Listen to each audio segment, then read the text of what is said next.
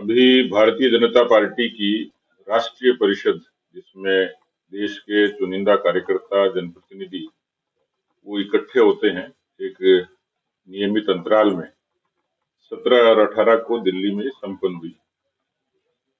इस राष्ट्रीय परिषद की विशेषता ये थी कि लोकसभा चुनाव की तैयारियों से पहले जो पार्टी ने एक्शन प्लान तैयार किया है, देश में 100 से ऊपर 150 के लगभग क्लस्टर्स और उसमें प्रमुख नेताओं को उसकी जिम्मेवारी और लोकसभा चुनाव की संगठनात्मक धरातल और उसकी रणनीतिक तैयारी, इसका जिम्मा उस क्लस्टर्स को दिया गया है। विशेष बात ये थी कि बहुत उत्साह और ओज के साथ में खासतौर पर प्रधानमंत्री जी का जो भाषण था बहुत ही ऊर्जापूर्ण था और इस संकल्प के साथ ये कार्य समिति पूरी हुई थी, जिसमें 370 की सीटों का लक्ष्य खुद प्रधानमंत्री जी ने और एनडीए को 400। एक मुझे लगता है कि बहुत ही महत्वाकांक्षी इस तरीके का टास्क उन्होंने कार्यकर्ताओं को, पार्टी के समर्थक और शुभचिंतकों को दिया है। प्रस्ताव हुए, एक जो ड्राफ्ट था वो राम जन्मभूमि पर प्रधानमंत्री जी का अभिनंदन भी किया गया। राम जन्मभूमि पर भगवान राम के भव्य मंदिर के निर्माण का जो रास्ता प्रशस्त हुआ और प्राण प्रतिष्ठा हुई, उसके लिए पूरी पार्टी ने, राष्ट्रीय परिषद के प्रतिनिधियों की ओर से प्रमुख नेताओं ने प्रधानमंत्री जी का अभिनंदन किया। एक जो विशेष पार्टी के विधान में जो प्रावधान किया है, आमतौर पर जब अध्यक्ष निवृत्त होते हैं तो उसमें राष्ट्रीय परिषद को चयन का अधिकार होता है कि वैधानिक प्रक्रिया है, लेकिन इस समय पार्टी की जो संसदीय बोर्ड है उसको अधिकृत किया है कि ऐसी रिक्तता की स्थिति में संसदीय बोर्ड जो है वो अध्यक्ष की नियुक्ति कर सकेगा सब लोगों के विमर्श के बाद में।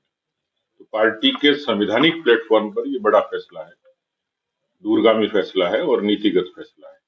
चुनाव आ रहे हैं, मिश्रा जी ने दोहरा दिया है, क्या लग रहा है कि जिसमें कांग्रेस नए सिरे लाके प्रतिस्पर्धा बनाने का प्रयास कर रही है, लगता है कांग्रेस को चुनौती दे पाएगी आपको? देखिए, कांग्रेस डिवाइडेड हाउस है और मुझे लगता है कि जो कांग्रेस की रणनीति में जो विसंगतियां हैं, नेतृत्व की जो कमी है, मुद्दों की जो दिशाहीनता है, वो प्रमाणित होती है कि राहुल गांधी ऐसे समय में यात्रा करते हैं जब उसकी प्रासंगिकता नहीं होती है। आप यदि इसको देखेंगे तो मोदी जी ने पिछले दिनों एक धार्मिक यात्रा करी, वो करी उन्होंने सुदूर दक्षिण में, जहां लगभग 125 सीटें। राहुल गांधी वहां यात्रा करें जहां 25 सीटें। तो नीति की साम्यता भी नहीं है और दूरदृष्टि भी नहीं है, और जिस तरीके से कांग्रेस के खेमे में खलबली है, अंतरकलह अभी भी बरकरार है, और खासतौर पर उत्तर भारत के प्रांतों में जिस तरीके से उनमें विग्रह हुआ और नेताओं के बीच में एक जो बेचैनी और असमंजस है, एक असुरक्षा है, तो मुझे लगता है कि नेतृत्व विहीन कांग्रेस, मुद्दा विहीन कांग्रेस, दिशा विहीन कांग्रेस, दिशाहीन कांग्रेस, वो भारतीय जनता पार्टी और एनडीए का मुकाबला कर पाएगी, इसमें संशय है। क्योंकि देश की जनता ने लोकसभा में एक वोट दिया था भ्रष्टाचार, वंशवाद, जातिवाद, परिवारवाद के खिलाफ 2014 में। 19 में वोट था भरोसे का, और अब जो वोट होगा वो होगा भविष्य का। और प्रधानमंत्री जी ने जो विकसित भारत का जो संकल्प दिया है, जिसकी जो थीम राष्ट्रीय परिषद में थी 2047 में 100 वर्ष हमारे आजादी के होंगे, उस समय भारत दुनिया की तीसरी बड़ी अर्थव्यवस्था बने, विकसित देश बने और हर तरीके से सर्वांगीण समग्र विकास। इस राष्ट्रीय परिषद में भी ये संकल्प साफ तौर पर दिखता था कि मोदी जी देश की जरूरत है, और तीसरी बार वो निश्चित रूप से बनेंगे, और तीसरी बार बनेंगे तो देश की, दुनिया की देश तीसरी बड़ी अर्थव्यवस्था बनेगा। तो मुझे नहीं लगता कि किसी तरीके से जो पार्टी आज धरातल पर भारतीय जनता पार्टी जिस तरीके से तैयार और तत्पर है, जो कवायद कल शुरू हो जाएगी, माननीय अमित शाह जी क्लस्टर्स की मीटिंग के लिए कल पधार रहे हैं और बीकानेर से इसका आगाज होगा। कल हमारी जो चुनाव की प्रबंधन समिति है, तीनों लोकसभा, बीकानेर, गंगानगर और चूरू, ये 3 क्लस्टर में 3 लोकसभा है, उसका एक शुरुआत हो जाएगी। उसके बाद उनका उदयपुर और जयपुर भी कार्यक्रम है। तो मुझे लगता है कि भारतीय जनता पार्टी ने तो आधा रास्ता जीत का तय कर लिया, कांग्रेस की दिशा भी कहीं दिखती नहीं। कांग्रेस के कल राष्ट्रीय प्रवक्ता ज्योति मुखी, उसने कहा कि जिस तरीके से भारतीय जनता पार्टी के अंदर कांग्रेस नेताओं को लिया जा रहा है। ऐसा लग रहा है कि जो पुराने नेता थे उनको प्रे किया जा रहा है, पार्टी के नेताओं को उस लायक नहीं समझा जा रहा है, इसलिए हमारे से नेता लेके पार्टी काम कर रही है। आज महेंद्र सिंह मालवीय के साथ ज्वाइन करने की सूचना आ रही है। आपको लगता है कहीं ना कहीं बीजेपी के मूल कार्यकर्ता या नेताओं के लिए भी नुकसान का विषय है? देखिए, भारतीय जनता पार्टी जनसंघ किसी जमाने की थी और आज कैडर बेस्ड मासेज की पार्टी है।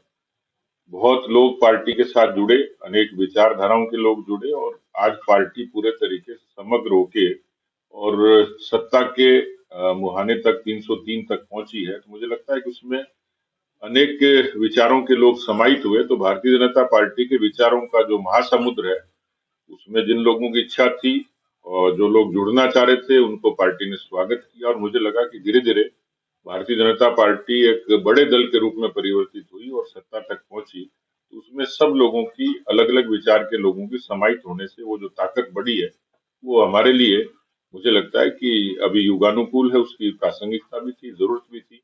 राजस्थान में कई नेता शामिल हो रहे हैं सर, नए नाम जो सामने आ रहे हैं, चल रहा है कुछ ऐसा? लालचंद कटारिया है, देखिए, महेंद्र मालवीय हो चुका है, राजेंद्र यादव है, ऐसे लोग। हम लोगों ने और ये बहुत पहले स्पष्ट कर दिया था कि जो एनडीए था उसमें अलग अलग विचारों के लोग जुड़े, बीजेपी से भी, दूसरे दलों से लोग आए, हमारे साथ आए और जुड़े और हमने उनका स्वागत भी किया। भविष्य में अलग अलग प्रदेशों में भी और राजस्थान में भी बहुत सारे लोग पार्टी से नीचे के स्तर पे जुड़े और पार्टी ने भी कहा है कि दूसरे विचार के लोग भले ही ग्राम पंचायत में जुड़े, भले ही उपखंड में जुड़े, भले ही लोकसभा विधानसभा क्षेत्रों में जुड़े, उनका हम लोग स्वागत करेंगे। और पार्टी ने इस चीज को स्वीकार भी किया है कि जो पार्टी से उदारता से जुड़ना चाहे, हम उसका स्वागत करें। सर, अब सतीश पूनिया अपने आप को कहाँ देखते हैं? क्या आप फिर से राजनीति में, क्या कुछ? मैं पार्टी का वर्षों बरस से समर्पित कार्यकर्ता हूं और किसी भी भूमिका में काम करने के लिए तत्पर रहता हूं, पार्टी के आदेशों के अनुरूप। इसलिए हम पार्टी के लिए 24 घंटे 365 दिन समर्पित कार्यकर्ता हैं और खुशी होती है कि पार्टी का विचार आगे बढ़ रहा है और उस विचार से बनी हुई सरकार जो है, वो देश के मुद्दों पर प्राथमिकता से काम करती है मोदी जी के नेतृत्व में। तो हमारे जैसे कार्यकर्ताओं को खुशी होगी, खुशी होती है कि हम सब लोग पार्टी के विचार के लिए मजबूती से किसी भी भूमिका में काम करते हैं। इस नेतृत्व कहेगा चुनाव भी लड़ेंगे? देखिए, चुनाव लड़ना, संगठन में काम करना और किस भूमिका में काम करना हम जैसे कार्यकर्ताओं के लिए पार्टी ही तय करती है और पार्टी का आदेश ही हमारे लिए सर्वोच्च है।